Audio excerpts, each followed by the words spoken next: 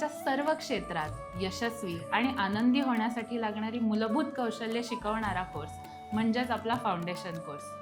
चाणक्य मंडल परिवारमध्ये सर्वात महत्त्वाचा मानला जाणारा हा व्यक्तिमत्व आणि करिअर विकसन कोर्स नक्की कसा चालतो, त्यातल्या तांत्रिक गोष्टींबद्दल तुम्हाला असणारे प्रश्न सोडवण्यासाठीच आजचा हा व्हिडिओ आपण बनवत आहोत.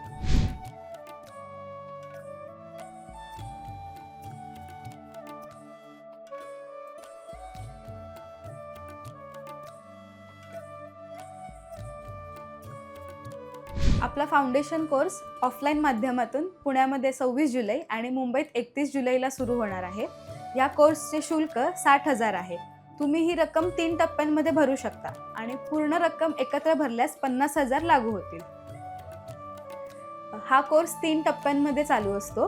पहिला टप्पा दिवाळीपर्यंत असतो, त्यानंतर दिवाळीच्या सुट्ट्या लागतात. दुसरा टप्पा म्हणजे सेकंड टर्म ही मार्चपर्यंत असते, त्यानंतर विद्यार्थ्यांच्या कॉलेजच्या परीक्षांसाठी त्यांना सुट्टी असते. तिसरी टर्म म्हणजेच तिसरा टप्पा हा एप्रिल आणि मे महिन्यात सुरू असतो.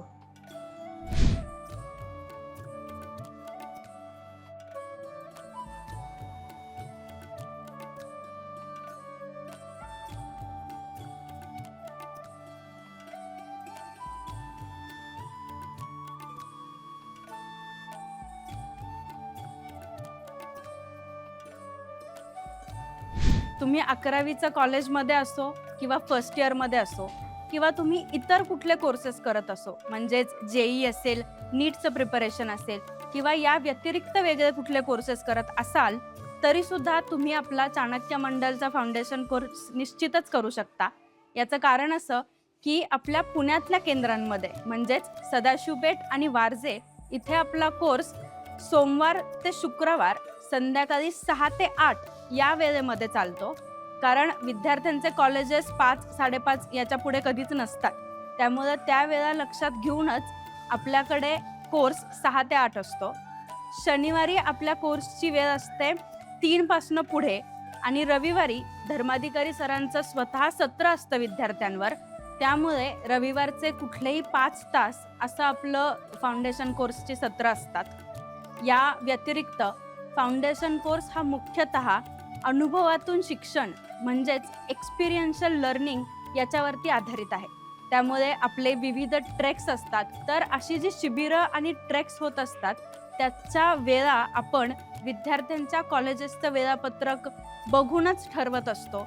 त्यांच्या परीक्षांशी ते क्लॅश होणार नाही हेच बघून आपण आपले टाईमटेबल ठरवत असतो. पण अर्थातच याला एक अपवाद आहे की अगदी प्रत्येक विद्यार्थ्याचं कॉलेजचा टाईमटेबल सांभाळून आपल्याला ते जुळवून आणता येत नाही, ते शक्यसुद्धा नसतं. त्यामुळे अशा काही विद्यार्थ्यांसाठी आपल्याकडे लीव्ह सिस्टीमची एक प्रक्रियासुद्धा आहे. तर जर तुम्हाला तुमची कॉलेजची परीक्षा असेल, इंटरनल्स असतील आणि आपली सत्र करता येणार नसतील, तर या विद्यार्थ्यांसाठी तुम्ही जर 1 आठवडा आधी लीव्हसाठी अप्लाय केलं तर आपण त्यांना निश्चितच परवानगी देतो. या व्यतिरिक्त जे विद्यार्थ्यांचं कॉलेज थोडं दूर आहे तर आणि ये जा करण्यामध्ये ट्रॅव्हलिंग प्रॉब्लेम होत असतो, अशा विद्यार्थ्यांसाठी आपण हायब्रिड मोडमध्ये सुद्धा कोर्स चालवतो. तर हायब्रिड कोर्स म्हणजे काय की तुम्हाला आम्ही जी सत्र होतात सोमवार ते शुक्रवार, ही सत्र ऑनलाईन माध्यमातून देतो आणि जे एक्सपिरियन्शियल लर्निंग आहे त्याच्यासाठी फक्त तुम्ही मग चाणक्य मंडलच्या केंद्रात येणं अपेक्षित आहे. याच प्रकारे जे विद्यार्थी आपल्या सायन म्हणजेच मुंबई इथल्या केंद्रामध्ये सहभागी होणार आहेत वर्षभराच्या फाउंडेशन कोर्ससाठी, त्यांना सुद्धा त्यांचं कॉलेज सांभाळून किंवा इतर कोर्सेस सांभाळून कोर्स करता येतो. कारण आपली मुंबईमध्ये शुक्रवार, शनिवार, रविवार हे 3 दिवस कोर्स असतात. शुक्रवारी आणि शनिवारी संध्याकाळच्या वेळा म्हणजेच कॉलेज संपल्यानंतरनं 5च्या पुढच्या वेळा आपल्या कोर्सेसच्या असतात आणि पुण्याप्रमाणेच रविवारी सकाळची वेळ असते.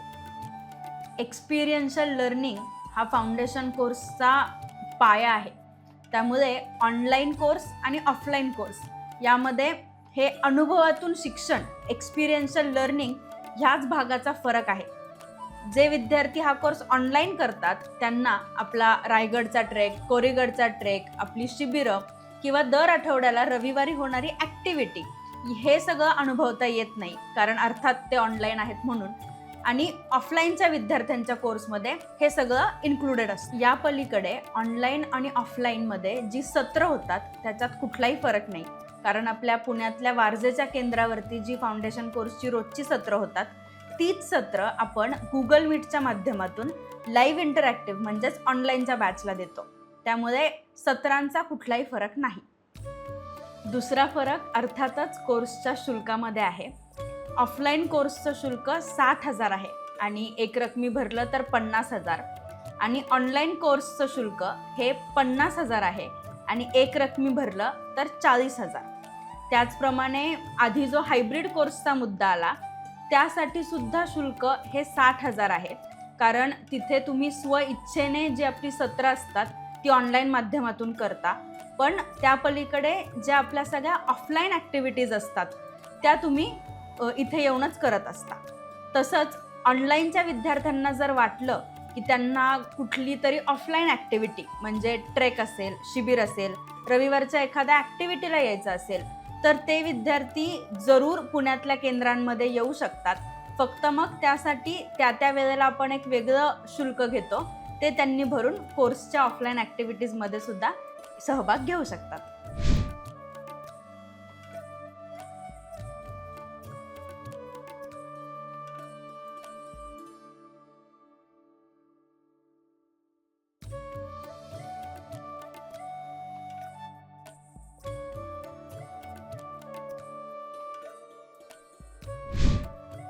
फाउंडेशन कोर्स करायचा आहे 10वी नंतर, म्हणजे 11वी 12वी आणि FY ह्या जर का वर्षांमध्ये हा कोर्स केला तर स्वतःच्या ओळखीच्या प्रवासाची सुरुवात होते. 11वी 12वी नंतर तुम्हाला कुठल्या क्षेत्रात जायचं हे ठरवावं लागतं. त्याच्यासाठी डिग्री म्हणजे ग्रॅज्युएशन, पोस्ट ग्रॅज्युएशन, ह्या सगळ्यासाठी तुम्हाला माहिती पाहिजे की तुम्हाला कुठलं क्षेत्र आवडतं, कुठलं क्षेत्र तुम्हाला जमतं, तुमची स्वतःची ओळख काय, या प्रवासाची तरी सुरुवात झालेली असली पाहिजे. म्हणजे ह्या सर्व करिअर रिलेटेड प्रश्नांचे उत्तर मिळायला सुरुवात होता. म्हणून 11वी 12वी FY ह्या वर्षातल्या लोकांनी फाउंडेशन कोर्स नक्की करावा. याच्या पुढचेही तुमचे जर का वर्ष असतील कुठले, तर अशी याला कुठली उच्च मर्यादा नाही आहे की यानंतर करू शकत नाही, कोणीही करू शकता हा कोर्स. पण 11वीत केल्यावर फार फायदा होतो आणि तसाच फायदा 12वी आणि FY मध्ये सुद्धा होतो. त्यामुळे 10वी नंतर या 3 वर्षांमध्ये हा कोर्स करावा, जेणेकरून त्याच्याने तुमच्या शिक्षणाला मदत होईल. एकदा 12वी नंतर तुम्ही ग्रॅज्युएशन, पोस्ट ग्रॅज्युएशन ह्या सगळ्या लेवलला गेले की अभ्यास कसा करायचा, वाचन कसं करायचं, नोट्स कशा काढायच्या, वेळापत्रक कसं बनवायचं, ह्या सर्व ज्या स्टडी स्किल्स, अभ्यास कौशल्य लागतात ते सगळं अभ्यास कौशल्य तुमचे फाउंडेशन कोर्समध्ये कव्हर झालेले असतात. लर्निंग हाऊ टू लर्न, स्वाध्याय कसा करायचा, तुम्हाला शिक्षकांची, एका औपचारिक शिक्षण व्यवस्थेची गरज भासायला नको. तुम्ही स्वतः एखादा विषय, नवीन विषय कसा शिकून घ्यायचा, हे सगळंच्या सगळं स्वाध्यायामध्ये आपण ह्या कोर्समध्ये शिकवतो. त्याच्यामुळे या पद्धतीने तुमच्या शिक्षणाला मदत होते. नुसतंच वर्गामध्ये बसलेत आणि तिथंच शिकताय सत्रांमध्ये असं नाही आहे. फाउंडेशन कोर्समध्ये अनुभवातून शिक्षण, लर्निंग बाय डुईंग, याला प्रचंड महत्त्व दिलेलं आहे. दर शनिवार रविवार इथं फिल्म क्लब आहे, ॲक्टिव्हिटी आहे, कॅम्प आहे, ट्रेक आहेत. ह्या सगळ्यातून तुमच्यामध्ये team building, leadership, coordination, planning, execution असे विविध सगळे व्यवस्थापनाचे कौशल्य, नेतृत्व गुणापासून तर संवाद कौशल्यापर्यंत सगळं तुम्ही स्वतः एखादं चॅलेंज, एखादा गेम, एखादा खेळ हे अंगावर घेऊन ते सगळं सोडून शिकतात. त्यामुळे प्रचंड जास्त महत्त्व अनुभवातून शिक्षण या गोष्टीला फाउंडेशन कोर्समध्ये दिलं जातं. आणि तुम्हीच स्वतः एखादा खेळ खेळत, एखादं कोडं सोडवत ह्या वेगवेगळ्या गोष्टी शिकतात. फक्त वर्गामध्ये बसून फाउंडेशन कोर्स होत नाही.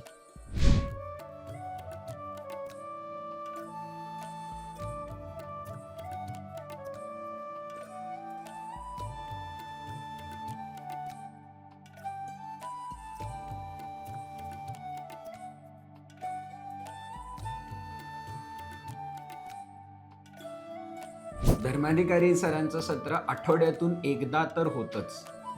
पुण्यामध्ये जी 2 केंद्र आहेत, सदाशिव आणि वारजे, यांचं एकत्रित सत्र वारजेमध्ये होतं. कारण शेवटी सभागृहामध्ये बसून सरांना समक्ष ऐकणे, सरांना सरांबरोबर प्रश्नोत्तरं घेणे, ह्याचं ती मजाच वेगळी असते. मुंबईच्या विद्यार्थ्यांना पुण्यातलं सत्र अर्थात ऑनलाईनच करावं लागतं. ते पण देतो आणि 15 दिवस ते 1 महिन्यातनं एकदा सर स्वतः मुंबईमध्ये जातात आणि मग एक्सक्लुझिव्हली मुंबईच्या विद्यार्थ्यांसाठी समक्ष पण एक सत्र होतं. म्हणजे सत्रांची संख्या बघायला गेली तर उलट मुंबईच्या मुलांना एक सत्र जास्ती मिळतं. फिजिकल एक सत्र आणि ऑनलाईन आठवड्याला एक, अशी महिन्यातनं 4 सत्र तर मिळतातच. ही सत्र मुख्यतः प्रश्नोत्तरांची असतात. बाकीच्या मॉड्यूलमध्ये झालेला सगळा अभ्यासक्रम आणि स्वतःचं केलेलं वाचन, ह्या बाबतीत मुलं अक्षरशः वाटेल ते प्रश्न सरांना विचारू शकतात. म्हणजे जीवनाचा अर्थ काय, याच्यापासून ते वाचन वेग कसा वाढवू, इतक्या या प्रश्नांपर्यंत सर सगळ्याची उत्तरं देतात. तर हायलाईट आहे तो कोर्सचा, एवढंच सांगेन. फाउंडेशन कोर्स मुख्यतः मराठीमधनं होतो, पण जिथे गरज पडेल तिकडे शिक्षक इंग्रजी परिभाषा वापरतो. टेक्निकल टर्म्स त्या इंग्लिशमधनं पण शिकवल्या जातात.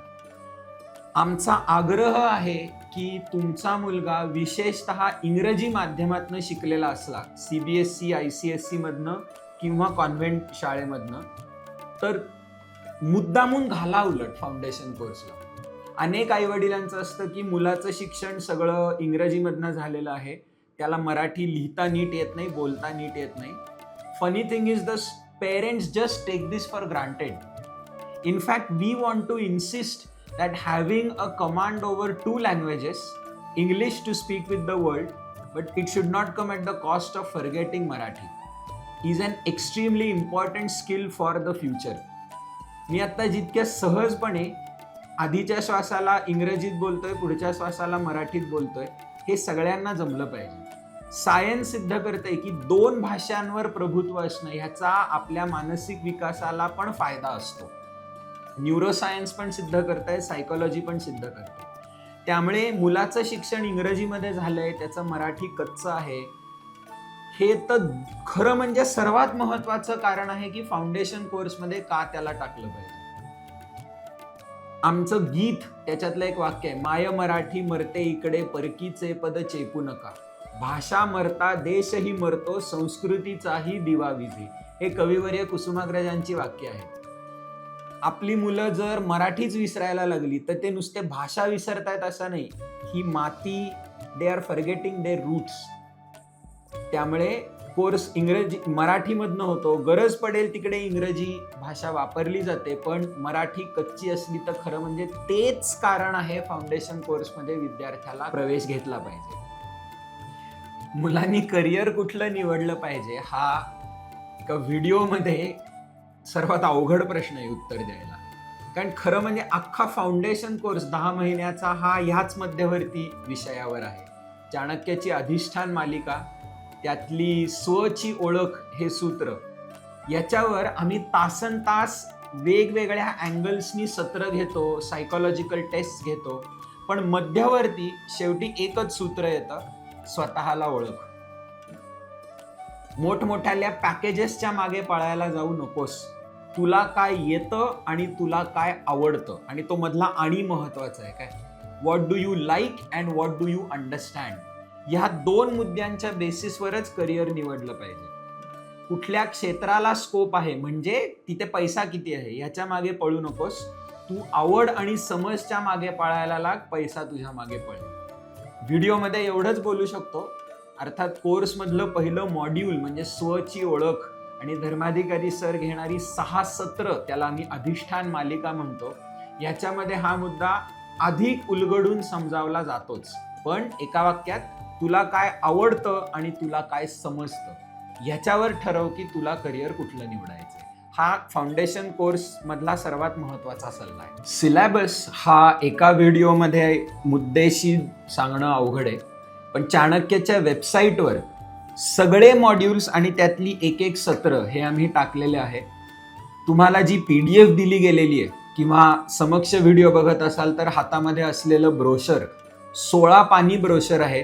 त्याच्यामध्ये पण प्रत्येक मॉड्यूल, त्याचं महत्त्व, त्याच्यामध्ये असलेले विषय तपशीलवार आम्ही दिलेले आहेत.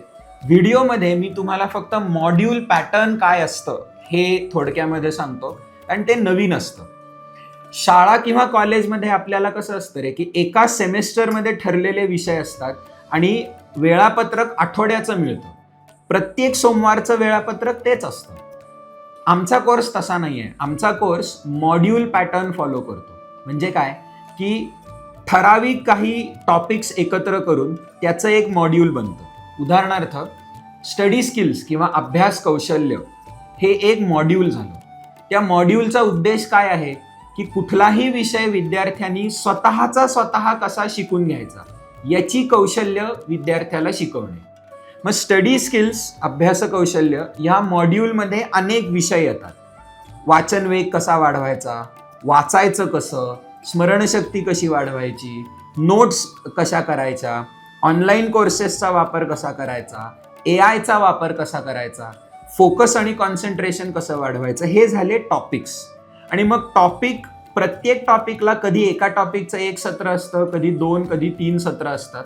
असं साधारण एक 15 ते 20 सत्र, 2 तासाचं एक सत्र, अशी 15 ते 20 सत्रांचं मिळून एक मॉड्यूल बनतं. आणि मग कोर्स सुरू होतो तेव्हा एका वेळेला 1 किंवा 2 मॉड्यूल शेजारी चालू असतात. आणि प्रत्येक आठवड्याचं वेळापत्रक वेगळं वेगळं असतं. त्या कारणाने विद्यार्थ्याला रविवारी पुढच्या आठवड्याचं वेळापत्रक कळतं. विषयांचं वेळा ठरलेल्या असतात. हा झाला मॉड्यूल पॅटर्न. त्यामुळे नेमके कुठले मॉड्यूल्स आहेत, त्या मॉड्यूलचा लर्निंग ऑब्जेक्टिव्ह म्हणजे त्या मॉड्यूलमधनं काय शिकवायला जातोय आपण, आणि मग त्यातले विशिष्ट विषय कुठले, हे चाणक्यच्या वेबसाईटवर दिलेलं आहे. चाणक्यच्या ब्रोशरमध्ये दिलेलं आहे. ते ब्रोशर तुमच्या हातात असेल किंवा PDF द्वारा वेबसाईटवरनं पण डाउनलोड करू शकता. तपशील तुम्ही तिकडे वाचू शकता.